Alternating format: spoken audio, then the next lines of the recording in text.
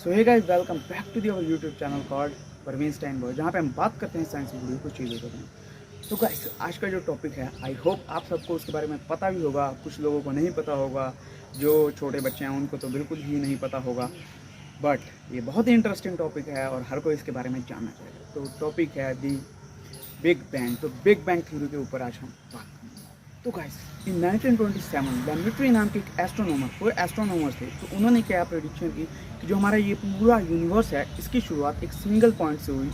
कि मतलब कि एक छोटे से पॉइंट से हमारा यूनिवर्स पूरा एक्सपैंड हुआ है, बना है। उनके दावे के 2 साल बाद, पूरे 2 साल, एडविन हबल ने ये देखा कि हमारी जो गैलेक्सीज हैं वो एक दूसरे से दूर दूर दूर जा रही हैं। जैसे कि हमारी गैलेक्सी मिल्की वे, एल्मेंडा गैलेक्सी और बहुत सारी जो गैलेक्सीज हैं वो एक दूसरे से दूर जाती जा रही हैं। तो इसका मतलब ये था कि हमारा जो यूनिवर्स है एवरी सेकंड एक्सपैंड कर रहा है।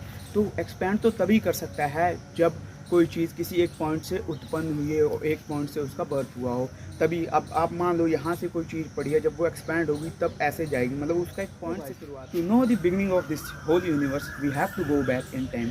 तो गाइस, जैसे जैसे हम टाइम में पीछे जाते जाएंगे, वैसे वैसे हमें ये पता चलेगा कि हमारा जो ये पूरा यूनिवर्स है ये श्रिंक होता जा रहा है। और जैसे जैसे हम टाइम में और पीछे जाएंगे, श्रिंक होते होते ये एक पॉइंट में समा जाएगा। इसका मतलब क्या है कि जो प्रेडिक्शन हुई थी कि हमारा जो यूनिवर्स है वो एक बिंदु से जन्म लिया है इसने, मतलब ये पूरा एक्सपैंड हुआ है उस बिंदु से, तो ये प्रेडिक्शन साबित हो जाएगी। और ये पूरे 13.8 बिलियन साल। सो गाइस, 13.8 बिलियन ईयर्स पहले मान लो ये जो पॉइंट था ये एक एटम के साइज़ के बराबर था।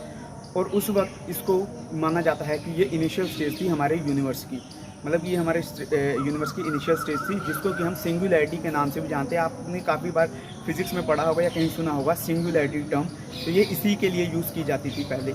तो गाइस, अब क्या हुआ कि ये जो सिंगुलैरिटी थी हमारी इनिशियल स्टेज थी, ये जो एटम के बराबर हमारा यूनिवर्स था, इसमें किसी कारण की वजह से, मतलब किसी रीज़न की वजह से पूरा ब्लास्ट हो गया।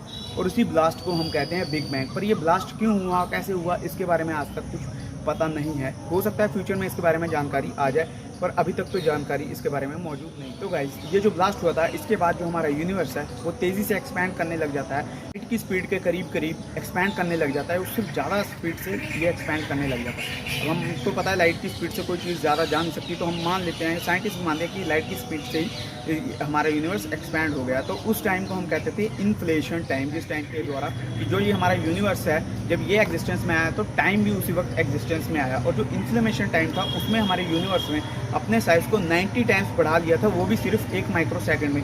अब आप ये सोच लो, एक जो हमारा 1 सेकंड होता है उसके अंदर 1,000,000 माइक्रो सेकंड होते हैं। तो 1 माइक्रो सेकंड में ही हमारे यूनिवर्स ने अपने साइज़ को 90 टाइम्स बढ़ा दिया था, जो कि पहले एक सिर्फ छोटे से बहुत ही, आपको पता होगा एटम कितना छोटा होता है, एटम के साइज़ का था, वो उसने अपने आकार को 1 माइक्रो सेकंड में ही एक गोल्फ बॉल के इन्फ्लेशन स्टेट के दौरान जो हमारा ये पूरा यूनिवर्स है ये पार्टिकल्स के गर्म सूप जैसा होता है, और उसको उस टाइम पे क्वार्क फ्लूएंट प्लाज्मा स्टेट कहा जाता है। बिग बैंग के 1 माइक्रो सेकंड के बाद ही जो प्रोटॉन, न्यूट्रॉन, इलेक्ट्रॉन्स हैं ये सारे एग्जिस्टेंस में हैं, और उसके साथ साथ हाइड्रोजन एंड हीलियम भी एग्जिस्टेंस में आए। अब 380,000 ईयर्स के बाद टाइम के साथ साथ ग्रेविटेशनल अट्रैक्शन के कारण, ग्रेविटेशन फील्ड के कारण जो हीलियम है और हाइड्रोजन है ये कंप्रेस होना शुरू हो गए। और ये कंप्रेस होते थे, इतना कंप्रेस हो गए कि एक इनकी जो है वो बादल के जैसी, धुओं के जैसी एक धुंध सी बन गई, जो कि यूनिवर्स में 100 मिलियन ईयर्स तक तैरती रही।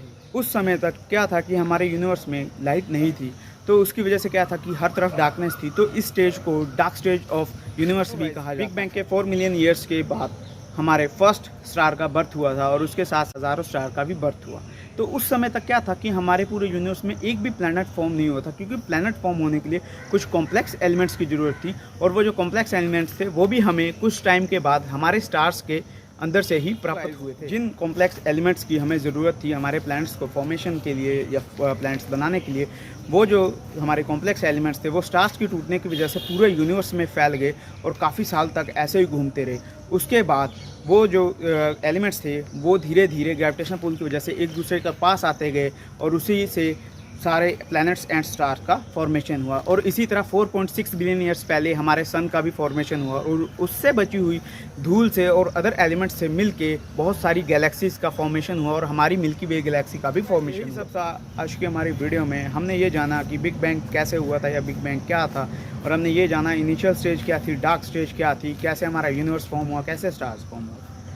तो गाइज अगर ये वीडियो आपको अच्छी लगी हो then give it a big thumbs up and हाँ चैनल को सब्सक्राइब कर देना, फ्रेंड्स एंड फैमिली के साथ शेयर कर देना, बिकॉज ऐसी नई नई साइंस की वीडियोस आने वाली हैं, because now we are smarter than this.